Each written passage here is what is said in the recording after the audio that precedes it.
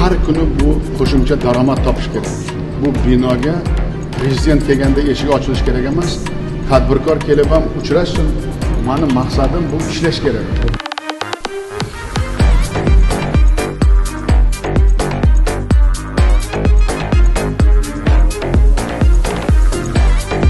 Uskuna turibdi. 30% ishlayapti. Eng zamonaviy texnologiya kelgan, o'zini pulini, sarmoyasini qo'ygan. Bu manfaat qo'shimcha qiymat berish kerakmi yo'q? Davlat bo'lib yordam bering.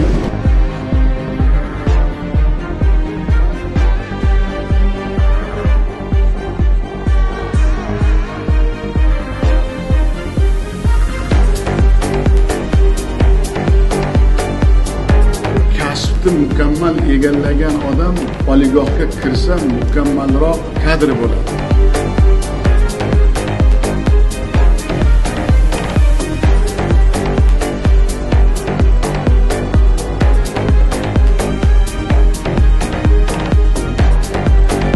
Nimadan boshladik biz?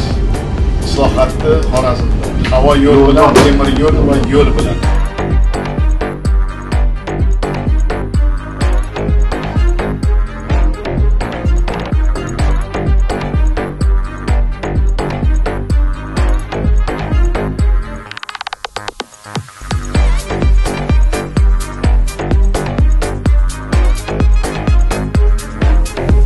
Bunday poligohlarni ko'paytirish kerak. Bularda juda katta tajribasi bor. Bunaqa dargoh hech qayerda yo'q.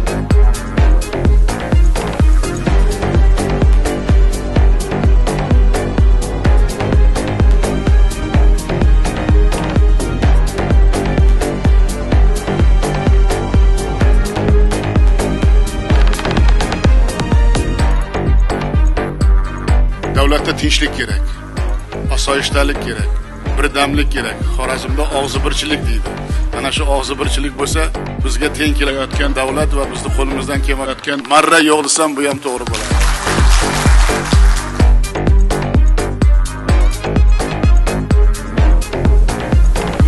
Biz Xorazmni 1 yil, 2 yilda mutlaqo yangi darajaga ko'tarmoqchimiz. Bunday katta-katta qurilishlar qachon bo'lgan Xorazmda?